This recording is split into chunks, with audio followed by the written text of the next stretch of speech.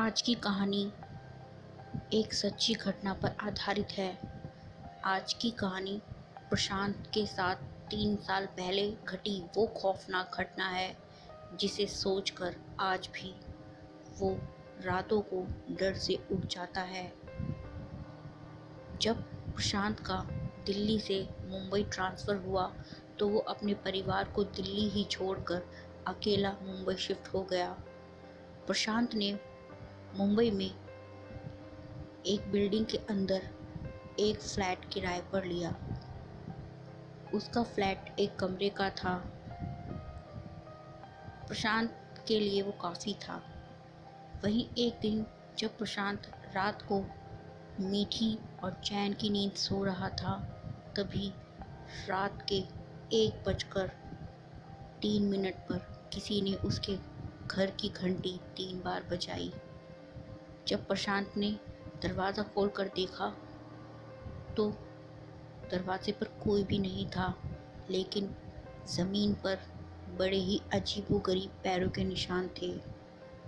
ना तो वो किसी इंसान के थे और ना ही किसी जानवर के। ये देख प्रशांत पहले थोड़ा हैरान हुआ, फिर उसे डर लगा।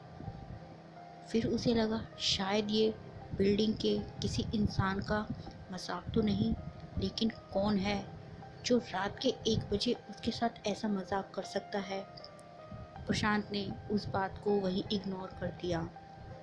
अब तो रोज़ रात को 1:03 पर कोई प्रशांत की रोज़ घंटी बजाकर भाग जाता। प्रशांत काफ़ी परेशान हो चुका था। वहीं एक दिन जब प्रशांत शाम के वक्त ऑफिस से घर लौटा तो उसने अपने कमरे के पंखे पर एक औरत को फांसी लगाए हुए देखा।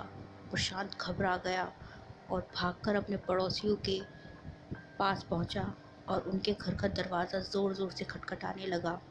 पड़ोसियों ने प्रशांत से पूछा, अरे प्रशांत, तुम इतने घबराए हुए क्यों हो? क्या बात हुई? प्रशांत ने उन्हें बताया कि उसके कमरे में किसी औरत ने पंखे से फांसी लगाई हुई है।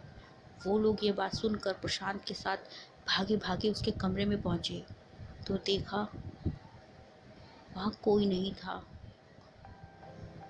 प्रशांत हैरान। तो उसके पड़ोसियों ने प्रशांत से कहा, अरे प्रशांत, तुम्हें लगता है कोई गलतफहमी हुई है। लगता है तुम पर काम का स्ट्रेस कुछ ज़्यादा ही है। तुम कुछ दिन की छुट्टी क्यों नहीं ले लेते? और उसके पड़ोसी ये बोलकर चले गए। धीरे धीरे प्रशांत को उस घर में अजीबोगरीब चीज़ें नज़र आने लगी। जैसे कभी रात को कोई उसके किचन में टहलता रहता, तो कभी उसके पंखे पर कोई फांसी लगाई हुई औरत लटकी हुई उसे दिखती, तो कभी कोई उसके दरवाजे पर रात के 1:03 पर 3 बार घंटी बजाकर भाग जाता और उसका टीवी खुद ब खुद अपने आप ऑन और ऑफ हो जाता। प्रशांत अपने साथ घट रही इन पैरानॉर्मल घटनाओं से काफ़ी परेशान था। उसे समझ नहीं आ रहा था आखिर वो किससे इस बारे में बात करे। ये शहर उसके लिए बिल्कुल नया था, ना कोई यहाँ अपना था, सब पराए थे। एक दिन प्रशांत के ऑफिस के एक दोस्त ने उससे उसकी परेशानी का कारण पूछा।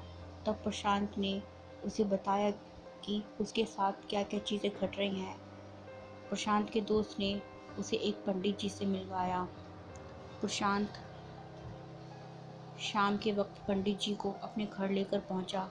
पंडित जी ने पूरे घर के अंदर गंगा जल का छिड़काव किया और कुछ देर वहाँ ध्यान लगाकर बैठे, और जब वो ध्यान से बाहर आए तो उन्होंने प्रशांत से कहा, इस घर के अंदर बहुत सारी बुरी शक्तियाँ हैं जो तुम्हें धीरे धीरे पागल बना देंगी और आखिर में तुम्हें जान से मार देंगी। अच्छा यही है कि तुम इस घर को खाली करके चले जाओ। प्रशांत ने पंडित जी से कहा, पर पंडित जी, आखिर इस घर के अंदर इतनी सारी बुरी शक्तियाँ कैसे आई? पंडित जी ने कहा, बेटा, इस घर में किसी की मौत हुई है और फिर उसी आत्मा ने यहाँ जो भी कोई रहने के लिए आया उसे एक एक कर मार दिया। और इसके बाद यहाँ इतनी सारी आत्माएं इकट्ठी हो चुकी हैं कि अब ये बुरी शक्तियों का गढ़ बन गया। इसीलिए तुम इस फ्लैट को खाली कर दो, बाकी तुम्हारी मर्जी। पंडित जी ये कहकर चले गए। प्रशांत सोचने लगा, आखिर वो इतनी जल्दी नया घर कहाँ से ढूंढेगा, वो भी इस नए शहर में जहाँ उसे बस अभी 1 महीना ही हुआ है। वहीं प्रशांत रात के वक्त खाना खाकर सो रहा था कि तभी उसे ऐसा लगा जैसे किसी ने उसे घेर लिया हो। जैसे ही प्रशांत की आंखें खुली, उसने अपने चारों ओर 15-20 आत्माओं को खड़ा देखा, जिनकी अंधेरे में आंखें चमक रही थी। प्रशांत खौफ से चीख पड़ा और उसने अपनी आंखें बंद कर ली। जब उसने अपनी आंखें खोली तो वहाँ कोई भी नहीं था। प्रशांत ने तुरंत ही अपने कपड़े पैक किए, अपना बैग उठाया और फ़ौरन वहाँ से निकल गया। कुछ दिन तक प्रशांत अपने उसी ऑफिस के दोस्त के साथ रहा और फिर उसे एक नया घर मिल गया। जब भी प्रशांत उस घर के बारे में सोचता है तो खौफ से आज भी उसकी नींद खुल जाती है। आपसे फिर मिलेंगे एक और ऐसी ही सच्ची कहानी के साथ।